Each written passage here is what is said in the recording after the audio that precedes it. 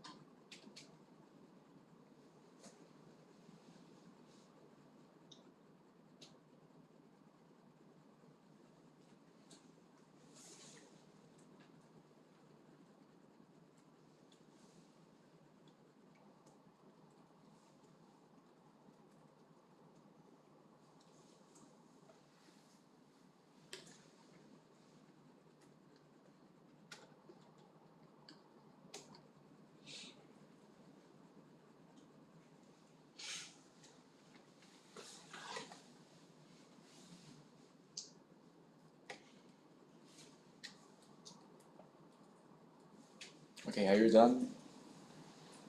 So, how do you think? Do you like this abstract?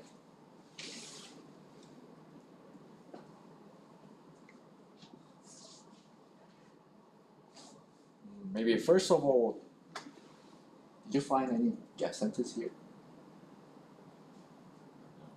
Yeah, I agree. So I cannot see any explicit gap sentence here. Maybe implicitly they are saying this. They want to generate more reliable disentangled cellular representation, blah blah blah. They would want to increase explainability, generability, controllability relative to existing black box myself. Maybe that could act as a gap sentence because maybe if we change the order of sentences here, maybe we can say, so previous black box models cannot do this, so we make this. So anyway, yeah, I don't like this abstract because the sentence started with this we present to here. This is one sentence, too long. So like, but yeah.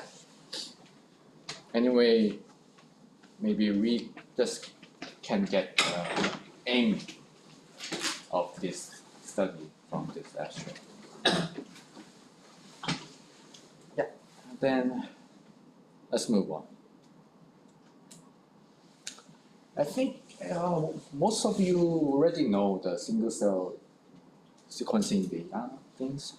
So from single cell RNA-seq or some other omics data, we can, from this kind of data, so tabular data, so this row represent each cell and column represent each gene, and is the value of each entry represent the gene expression level corresponding that cell and that gene. But there's an additional information matched to this data. For example, for each cells, maybe we can label them as a for their cell types, like immune cell or the neurons, blah blah blah. Or maybe we know where this sample is from. So maybe we can call it batch. And additional one would be tissue. So we know where we get these cells. So in this study, they call this information as concepts. So concepts could be about cell type or the presence of cancer or something like that.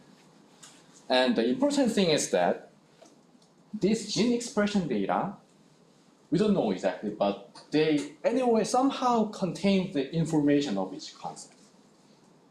So maybe there are some expression patterns. So what we want to do is, we want to identify which pattern corresponds to each concept. So, and this task is called some representation learning in some deep learning field.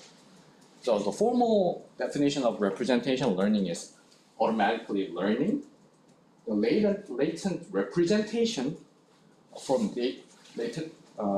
representation from data which captures the underlying structure. So this latent representation should be something like more structured and more, in some way we can understand it, and maybe it is unobserved, it is hidden, and usually low dimensional. So there are various ways to do this representation learning, and one example is some statistical approaches like factor analysis or non-negative matrix factorization. So it finds some common, some low-dimensional patterns. So this is one example. And another, some deep learning approach, it would be some auto-interactings. So this is some representative example of representation learning. But we don't just get some latent representation. We want more. That is, we have various types of concepts here. We want to find the pattern for each concept.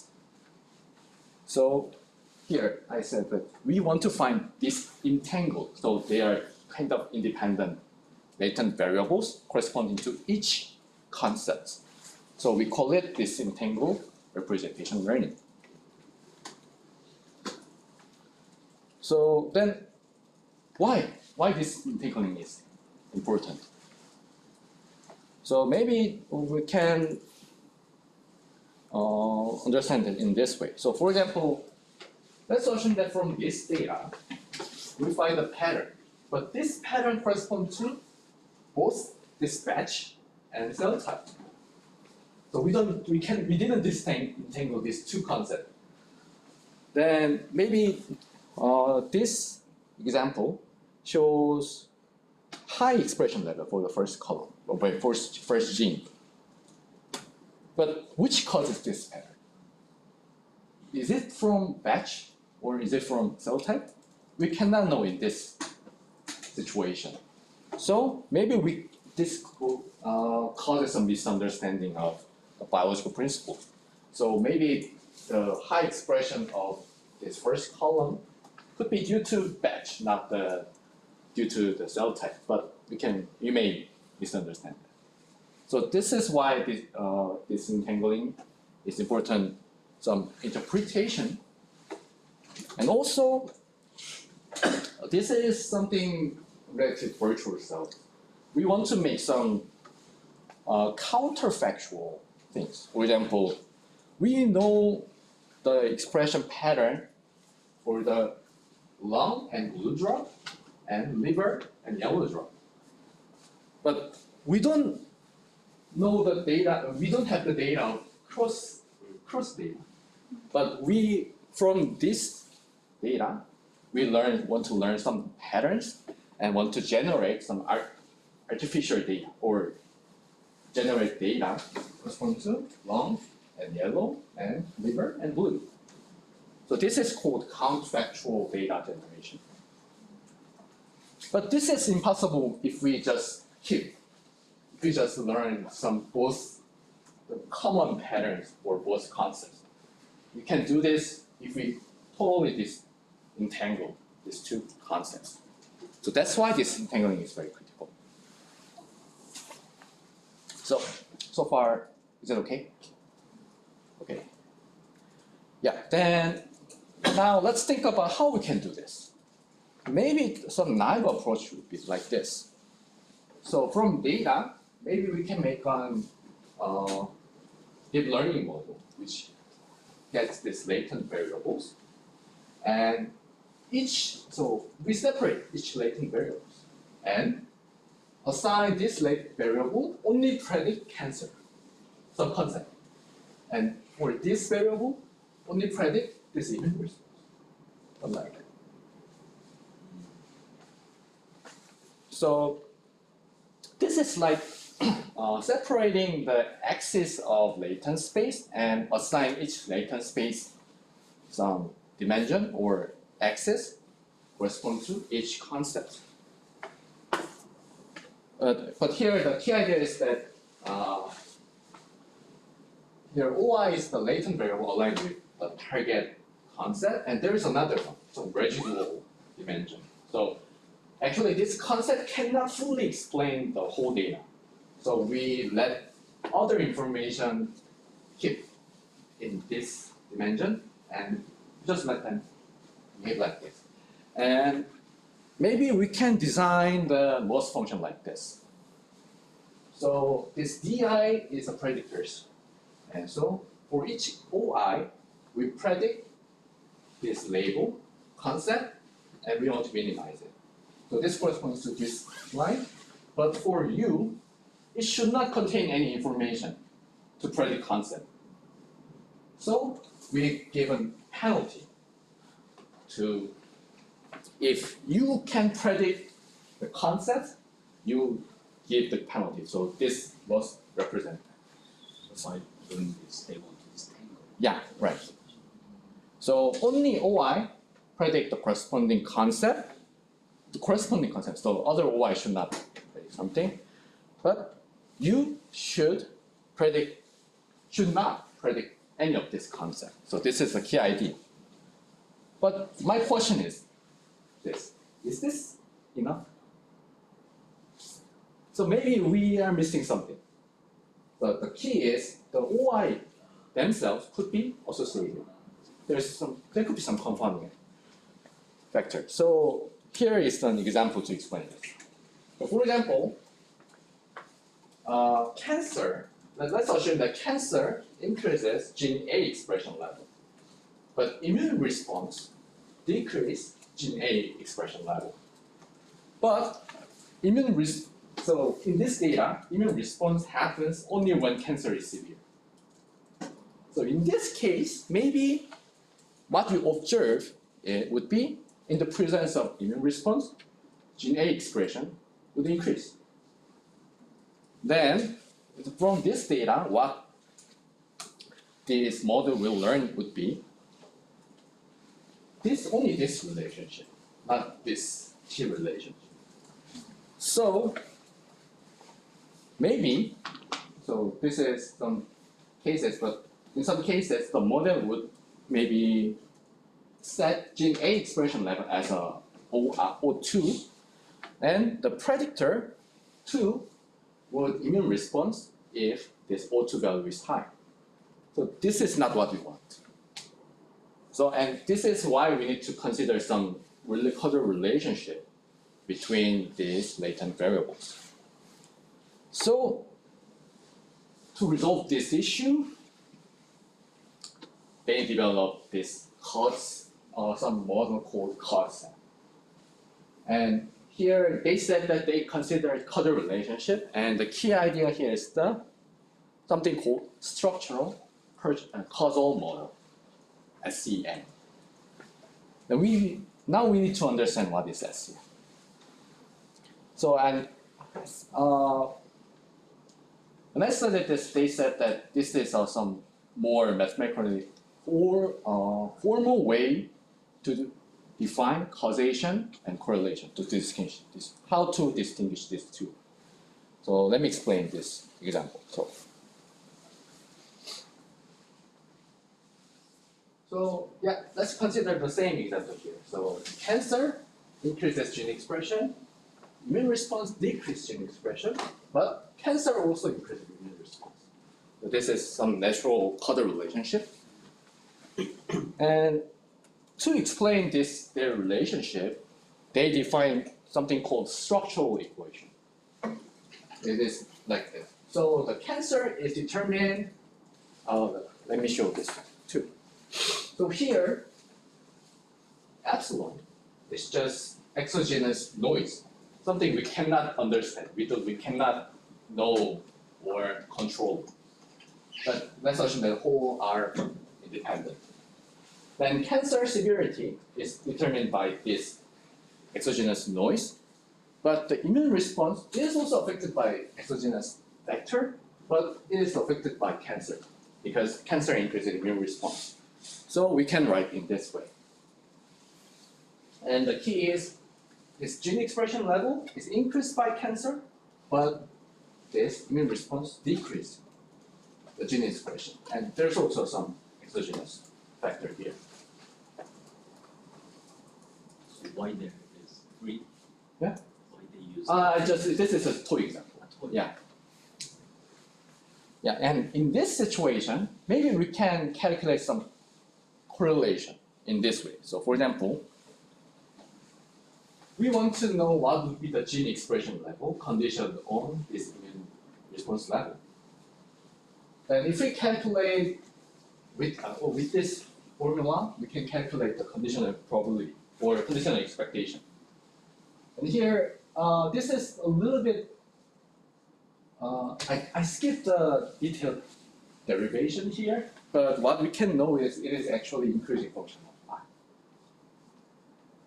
So because EC, E plus I equals, their summation should be I, but if I increases, so and their distribution is 0 to 1, and they are independent, so that the 2 EC term it dominates the EI effect. So if I increases, this term would increase. So this whole term would be increasing function of I. Then the conclusion we can get from this observation would be immune response increase gene expression. But this is not true. This is just correlation we can get from the observation. And this SCM framework suggests another way to define some causal relationship between these endogenous variables, which is like this. So we just ignore this relationship. Just it could be some counterfactual, but we just assume that there's no relationship between cancer and immune response. Because we want to know the pure effect of immune response. Then maybe we can write this structure equation in this way. So here, previously I was determined from C, but we just fix I equals I. And from this equation, maybe we can derive another condition expectation. And we know this condition expectation with do operator. So maybe some of you already seen some do operator in some previous colloquium, something like that. So this means that in the structural equation, we will just fix I in this equation. So this is just notation. And if we calculate this conditional expectation, it would be like this, 2 minus I. Is that right? Yeah, I will be right. So, and from this, with this do operator, we can get this conclusion. Immune response decreases gene expression. And this reflects more some weird causal relationship between this immune response and gene expression. So this represents that, so using the structural equation and structural causal model, we can distinguish observation or correlation and causation. So they said that this intervention is indeed represent the causal effect or causation between the parameters. So actually, this SCM framework is not to find causal relationship between variables. So maybe there are another way to infer the directions, but this is more like based on this formal, so predefine this equation, we want to distinguish correlation and causation. So this is the aim of this SCM. Or there could be maybe some ways to infer relationship, but at least they need some predefined structure equation. So, yeah, so do you get the idea of SCM? Then the last thing is that how we can incorporate or integrate this SCM into some deep learning, deep representation learning. So this is how they do. So from a structure equation, if we just do math, we can rewrite them like this. So these endogenous variables could be written some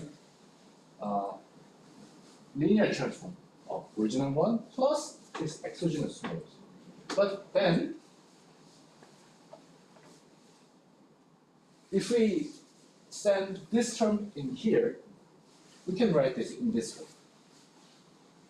And if we do calculate the inverse matrix here, we can calculate this equation. So what this equation means is that these endogenous variables can be represented functional exogenous variables.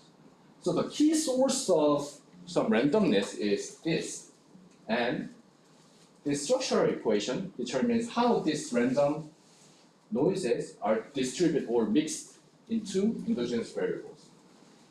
Then with this equation, maybe we design the architecture like this.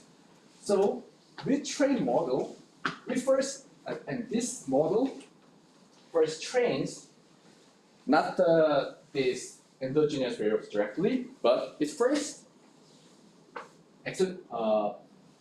find some latent variables corresponding to these exogenous noises.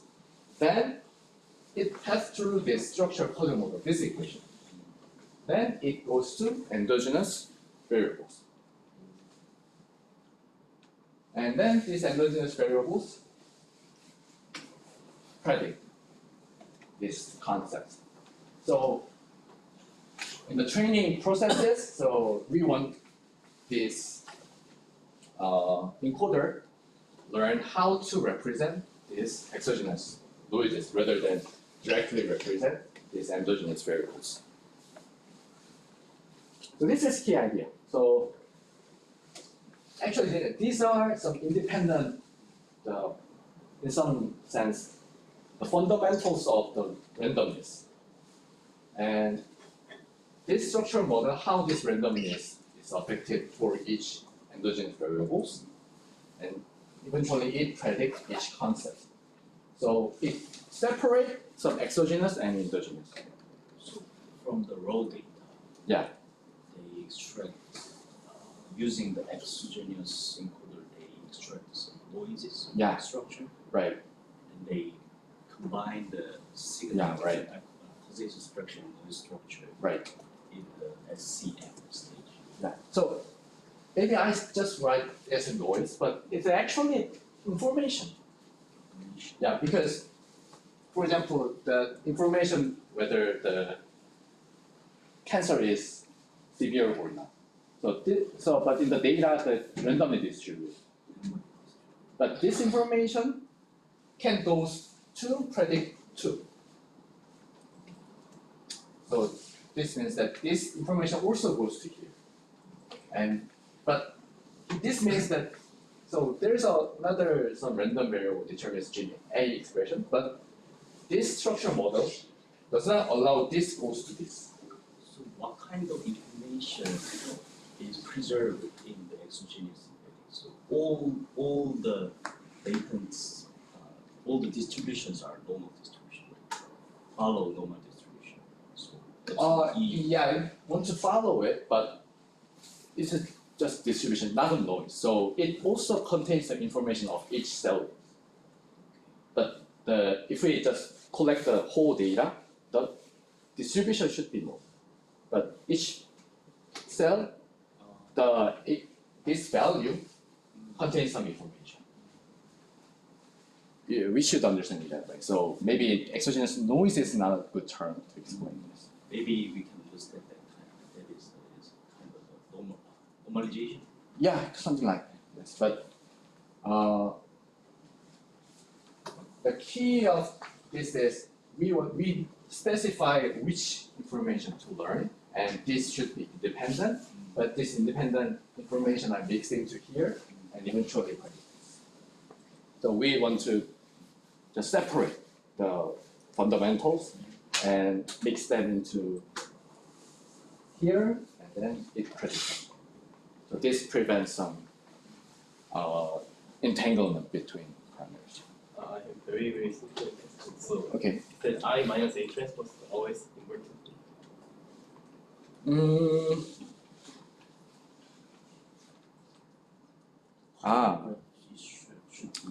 So maybe depending on the situation, Or they may make some Not. make some adjustment to make it inverted. oh yeah, I need to explain this. So in this model, they use adjacent matrix as A. So they assume they didn't assign some certain value in the here. So they don't train A. A is predefined, but it's very naive.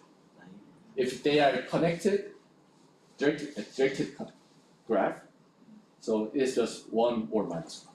So that graph should be sparse graph, right? Yeah, sparse and predefined. So and actually the concept is not so many. So maybe some cancer immune response cell type, so less than 10. Yeah. And yeah, this is another limitation of this approach. We need to know previously determine the causal relationship before to build this model. So the causal relationship is kind of cell to cell causal relationship. No, concept between concepts. Concept between Yeah. So like this, the cancer immune response. Maybe I write the expression here, but maybe you can write some cell type or cell state. Do you get the idea? So then, yeah, let me show this example. Maybe it will help you to understand more. So why this kind of separation is important. So maybe we can write this structure equation with noises, but with this noises, maybe we can derive another equation like this, another relationship. Then, if you see here, this equation maybe it looks like I increases the G expression level, but this is wrong prediction and C is low. And maybe, but we don't know this. We only have this relationship. So this model can learn in maybe for example for O2, learn this relationship. And this predict this value and eventually predict the gene expression level. That means here it also contains the information about it. But then these values are not disentangled. So that's why this is important. So maybe we can say this way. So there could be some predicted shortcut. So originally they need to understand this whole structure to predict this, but this is kind of shortcut. So with only this relationship, it can predict maybe gene expression. But we want to prevent this kind of situation. All right. So this is how we incorporate this structural causal model in the deep learning. But okay, now we can do this disentangled representation, but we want more, which is we want to generate some that counterfactual generation. That means we need to train another model that can generate this single cell data. So they attached some diffusion model. And this is also very complex, so I need to explain how this diffusion model works. So let me bring this. Okay. The aim of this diffusion model is from some Gaussian random noise, we want to generate original data, gene expression data. But it is kind of stepwise things. It just like this. So from random noise, we want to generate this, but depending on this latent variable. So depending on the concept. So we want to the data corresponding to that concept. This is what we want. But yeah, as I said, this is some stepwise process. So what we need to do is we need to build a function that send xt to xt minus 1. Then if we apply them, apply them consecutively, and eventually we want to generate data. But there are so many, and we want to some neural network learn. We want to train this model to form this convert function. But there are so many the degree of freedom. So and there are so many ways to implement this. So maybe we need some regularization, or we need some framework. To do that, some interesting idea is that let's consider the opposite process. It looks like from some initial condition, and by adding noise, it just converted it to noise. So maybe this is kind of reverse process of noise diffusion. And here let's call it as forward process, some adding noise process, and we predefine we assume this forward process like this. So for each step, the new next step noise added like with this equation. So this is alpha t is a hyperparameter for each step. So it is between 0 and 1. And so definitely this is less than 1. So that means we just decrease previous signal and add noise. So for each step, that is step by step. Oh, sorry.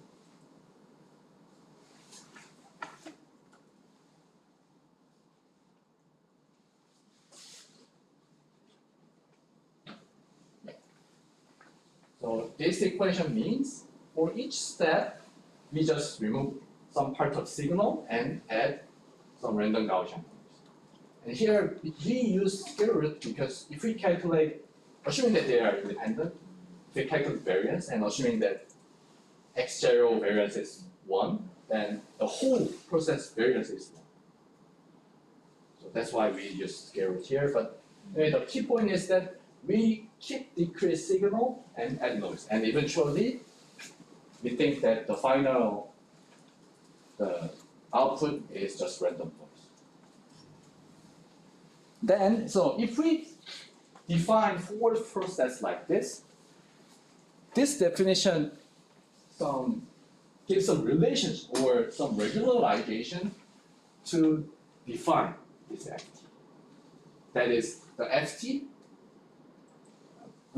This ft can be some arbitrary function, but based on this forward and backward relationship, we can give some formal way to train or some form of the function to train this reverse process. So this is the key idea of this algorithm. So this method is something called DDPM. Yeah. But it's a slightly modified approach. Anyway, so this is called DDPM. I don't remember the full what is the abbreviation for this terminology. So, and let me explain some more details. Then, what kind of some information that this relationship gives? So, right? So the situation is like this. From this data, the noises is keep added and it goes to Gaussian noise. And we assume that this F is some reverse process or denoising process of this one. Then maybe we can write some denoising function g theta from t to 0 like this. So this is just composition of each step functions like this. And maybe from this equation, we can know the conditional distribution of xt, condition on the x0. So this is just simple, if we do some simple math, we can just derive that xt from x0, the noise generated from this data should be some Gaussian distribution, but with this coefficient. Then the key idea to build a loss function is like this. The noises generated from x0 with this process should go back to x0 with gt. So we can maybe write this loss function like this. So here gt is a function sending xt to x0. But this x0 should be generated from x0. I mean xt should be generated from x0 with this distribution. So we randomly sample data following this distribution and plug in gt, and then the difference between x0 and this output should be similar. So we want to minimize this loss. So this is the idea to train this f function. So again, we want to build a function sending noisy data to denoised data, but we assume that we know how the noise is added. So by using this relationship, we build this loss function. That is, the noise generated from the data should go back to that data through this gt. So this is the key idea of this loss function. Do you get the idea? Is there any question? So then, when you calculate, if you want to calculate the loss, you will create Gaussian noise and then apply the function. But that Gaussian noise will be independent. Yeah. But however, that conditional probability is because the original data should be dependent. The elements should be dependent. So the condition after the for process, it will also be dependent, right? So it determines this mean and variance. Actually, mean. So 이 포뮬렛이 맞으려면 네. 처음에 가서 끝까지 간 애들도 결국은 이제 얘네들 디펜던스 남아 있는데. 네. 근데 왜 거꾸로 갈 때는 완전 인디펜던트한 거에서 출발하는지. 그러니까 프로세스를 뒤집는 건데. 네. 완전히 안 뒤집힌 상황이 돼버린 거예요. 그러니까 프로세스를 정확히 뒤집는 게 아니라 약간 노이즈를 없애주는 함수를 학습한다고 생각해야 되고, 지금 제가 정확하게 그걸 캐치를 못했거든요. 예를 들어 처음에 데이터에 있는 엘리먼트들은 다 서로 디펜던 콜렛이 있는 애들이잖아요. 데이터에 있는 애들. 데이터에 있는 저 매트릭스에 엘리먼트들은 콜레이션이 있을 거잖아요. 아, 그쵸. 근데 걔네들 이제 노이즈 forward process 해가지고 보내도 이제 correlation 살아 있는데. 요 과정에서 얘가 시그널이 점점 없어지잖아요. 근데 이제 그러면서 걔네들 노이즈가 없어지잖아요. 근데 역으로 돌 때는 so that's why we have G-turkey. So it generates from so that we want to capture all correlation in the latent space, and we convert it using the information of latent variable.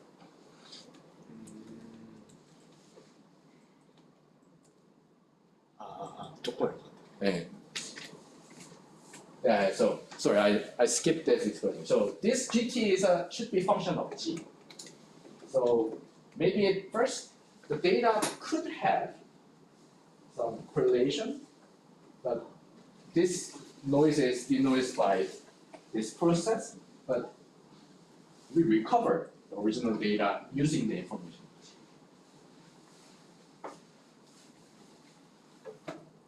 So actually, the derivation of this loss function is more rigorous, but I just skipped all the details and I wanted to give you the intuitive interpretation of this loss function. So, but this is quite intuitive. So noise generated from data, go back to the original data by using this function. So, But then, in which process the latent variable check could be made? in which process? Yeah, in that picture. How the latent variable Ah. can be generated. So this is some independent process to some causal. So yeah, the whole picture is like this. So we first do the find latent, so embedding, then we plug in this embedding to here from random noise to generate data. So maybe They used attention structure. oh yeah, so I will skip that explanation, but if you see the appendix, you will see why they use the cross-attention architecture. But so this diffusion model aim is not generating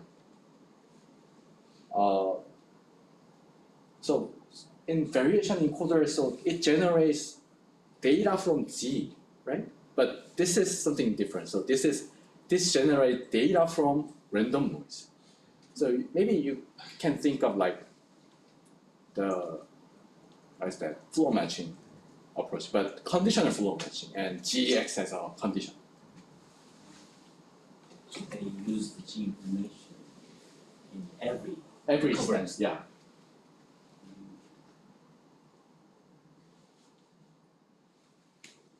But this is quite complex. So I skipped the attention explanation. So it is not. I thought that it's quite powerful. Anyway, the key is from data we extract the disentangled features, and these features is used to generate data corresponding to this feature, this concept, from random noise. So random noise is converted to original some data corresponding to each concept. So the endogenous embedding is the key. Yeah.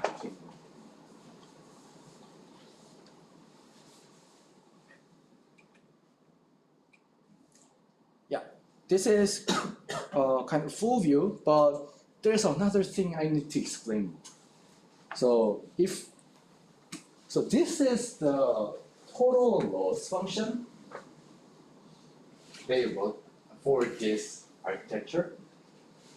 So this model was when they train, they don't train each module, they train all together. But here, LF is the loss function for supervised learning, as I explained before. And this LG is the loss function from that diffusion model. Then what are these K divergence terms? Why they have additional terms? Actually, this K divergence means, so we assume some priors of each latent variables. And this is the posterior distribution defined by this model, this diffusion model.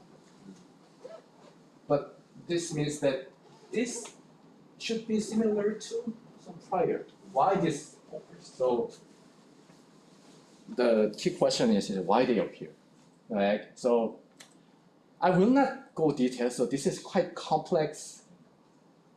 So to explain this, I need to explain the whole some philosophy of some variation or inference. So evidence lower bound, something like that. So I will skip, but let me explain just this. So there should be some some conditional distribution where condition don't lie the data. So there will be some ideal true distribution explaining how this data is distributed conditioned on each is concept label. And this would be the distribution that we train. So from concept, we can generate X0. So this is the distribution.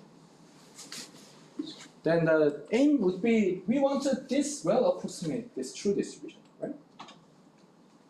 So, and we do that by maximizing the likelihood. We can calculate, maybe we can assume that we can calculate this distribution, then plug in the X0 data here, and we can calculate the likelihood function. And if we maximize it, maybe we can say that this will approximate this. But actually, this is not tractable. We cannot derive this posterior distribution in some analytical way. So they do some math, long math derivation, and they assume that, so they assume some this distribution, and then if we finish some derivation, what they get is this maximizing likelihood problem changes to minimize this Ki divergence between model latent distribution Q phi here, Q phi, and some pre-assumed some prior. So maybe usually we assume the normal distribution. So this is quite complex story, but let's just understand that way. So these terms is from this optimization problem, so maximum likelihood problem. So but with some derivation, it is suddenly converted to Ki divergence between the model latent space and the pre-assumed some latent prior distribution. But I thought that rather than considering the detailed derivation, we need to focus on what's the meaning of each term. So so the Ki divergence is some kind of metric, not exactly metric, but some quantifies the distance between distributions. So then this is kind of regularization that does not make this latent space distribution not far from this normal distribution. So it does not make distribution almost like exact normal distribution, but it just aggregate some data points inside the latent space. Maybe we can draw it this way. So this is a latent space. If we don't have this regularization, then the model can freely just design latent space, right? So then it will just spread out. Because this latent space is trained to predict some concept, maybe this latent space could be very complex, or they are not so very organized.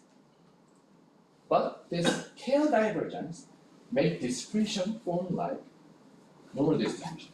So if with this regularization, the latent space would act like this. So the distribution is just like not fully separated, but it is aggregated. but also it tries to minimize the prediction loss, right? So the latents predicting similar things should agree with each other. So we want to make this kind of latent space.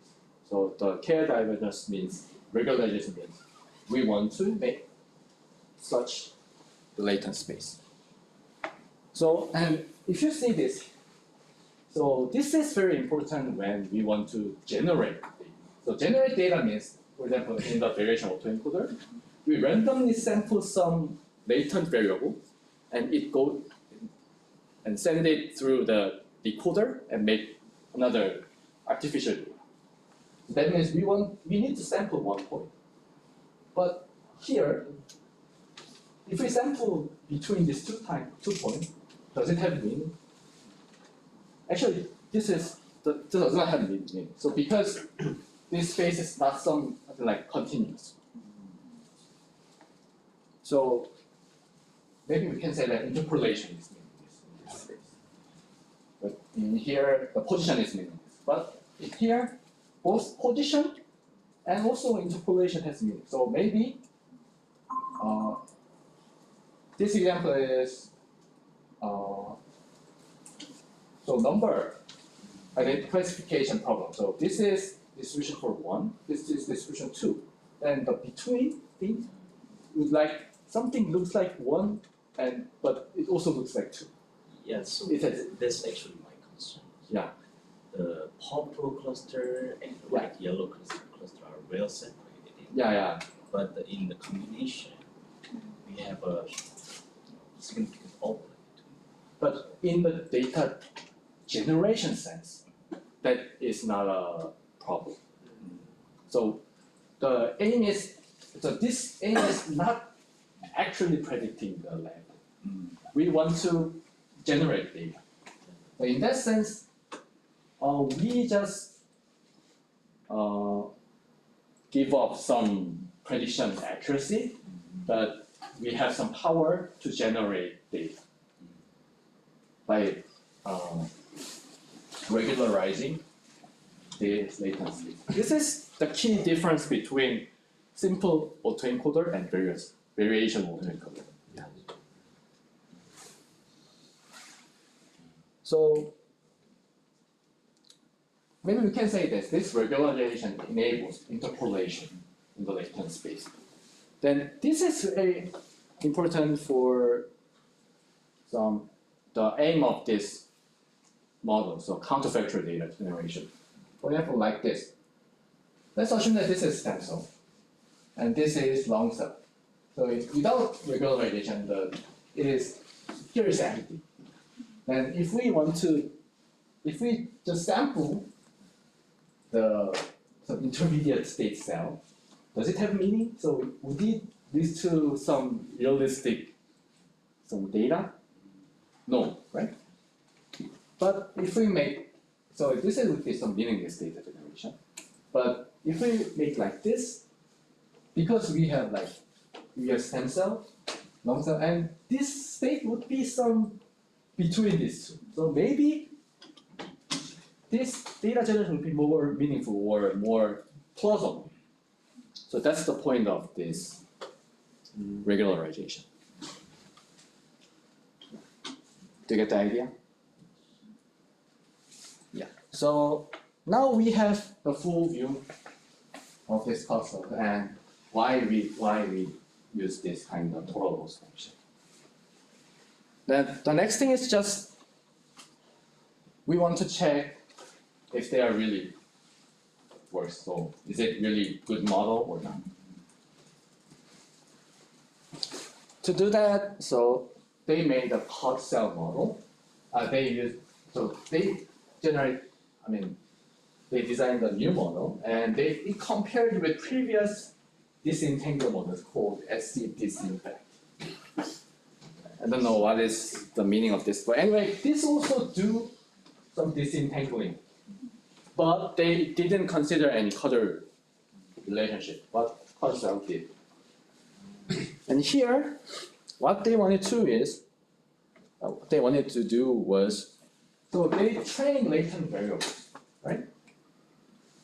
Then they attach another prediction model for the concept, and to make us some fairer game, so they use the same architecture.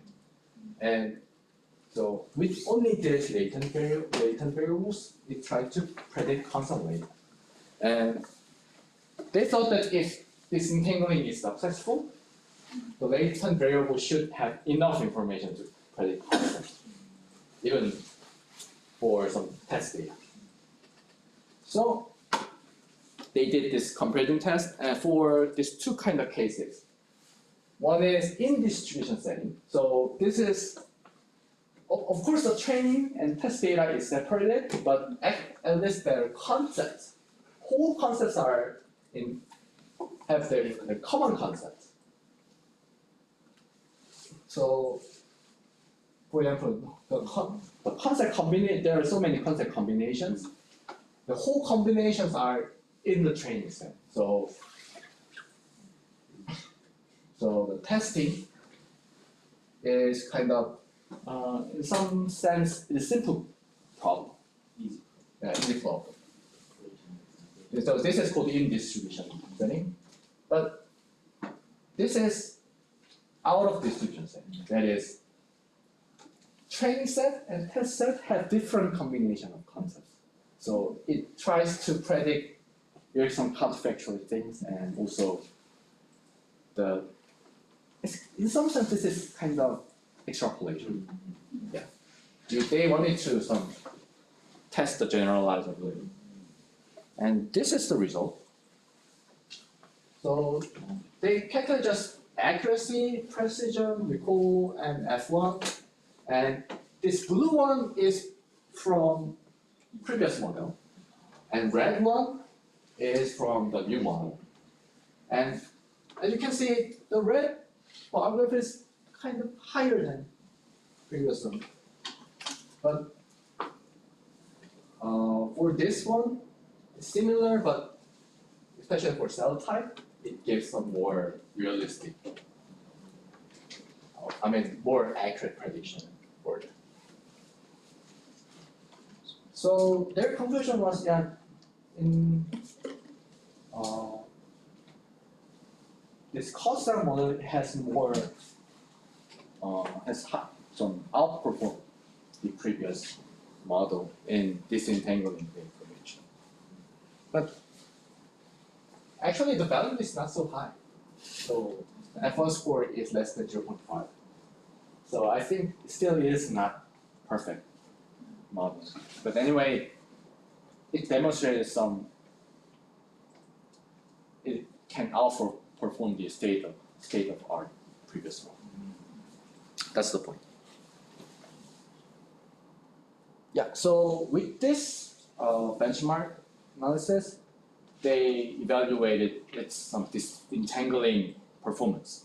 Then now we also need to consider some reconstruction performance, because another aim of this model is generating some data. So with this original data, maybe from this entanglement model, we can reconstruct genes. And also there is another type, just simple generative one. They don't consider any concept, this entanglement, but just focus on to generate some artificial data. And so there are several ways to evaluate their performance. So first one would be some Pearson correlation and mean squared error. So this is like this. This is one cell vector with each genes, and this is reconstruct one. We can just simply evaluate how they are similar, MSE. But some Pearson correlation that they mentioned, and they explain some Pearson correlation one, but I think the explanation in the appendix was not so clear, so they didn't. So maybe Pearson correlation could be calculated for each genes or each cells, like that, but they didn't mention which correlation they calculate. So let me just skip. But anyway, we can calculate just this how the loss function like would be. So they said it's a kind of trend matching evaluation. Another thing is something called geometric structure consistency. This is like, so from whole data set, we can, from original data set and reconstructed one, we can do clustering. Then some data could be in the same cluster, but some data could be in other cluster. Then this X1 in the same cluster increase the score, and the other one decrease the score. I'll skip the detailed equation, but you can think that if this clustering well matched, then this gives the high score. And last thing is something interesting. So and before that, what is the original? How can we get the original? simply the original data. So because this is reconstruction, Yeah. In the clustering. Huh? In the cluster. Yeah. So to perform the better clustering, Yeah. you need to reduce the data size first, right? They just apply the clustering algorithm to the original yeah, raw data. yeah, I think so.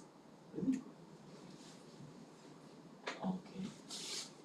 Because if you apply the clustering algorithm to the raw data, then you get very poor quality. Like So you mean we need to exclude some genes or you need to let's say perform the denoising process. yeah. I think they did some normalization things, but even I'm not sure. So I didn't fully check the details of clustering. I'll check later. And then last score is marker score. So this kind of related to gene marker gene. So from original data, maybe we know this concept, and maybe we can compare the data corresponding to, like, for example, lung and liver. Then we can find marker genes distinguishing these two groups. We can do the same thing for the reconstructed. And then we can find G and G tilde, and if these marker genes are the same, then it will give high score. That's the idea. And now let's see the graph here. So Pearson correlation should be high, MSE should be low, and this whole other score should be high. And as you can see here, others are some disentanglement one. You can see their performance is very bad. So that means to disentangle some information, it loses some power of reconstruction. But the other just simple generative model has very high performance. But only cause cell, even it do the disentanglement, it maintains high reconstruction performance. So they explain this is due to the causal relationship. Yeah, that's the idea. So, and last thing is about the counterfactual data generation. So this data has 3 labels. So they inject some virus in the cell, and as time goes, then the cell will be infected. And if it is infected, some certain gene expression is become higher. So they first did the entanglement without any causal relationship. So they just removed that SCM model. So they assume that the latent variables are just independent. And this PDA gene increases when the cell is infected. So in the control, the cell, so this is from the generated data. So from control, there's no, the expression level is very low. But so this is kind of indeed counterfactual. We didn't inject the virus, but maybe we can generate the data which is infected. So we cannot find any data, the real data, but with this model, we can generate some artificial data. Then, because this is infected, the gene expression should be high. but this model generates wrong prediction, right? And this is uninfected and injected. It should be low, but it predicts high because it learns some force relationship between injected and this PBH gene expression. And this is infected and injected, and this should be high. So this is correct, but these two are totally wrong. But if we consider this,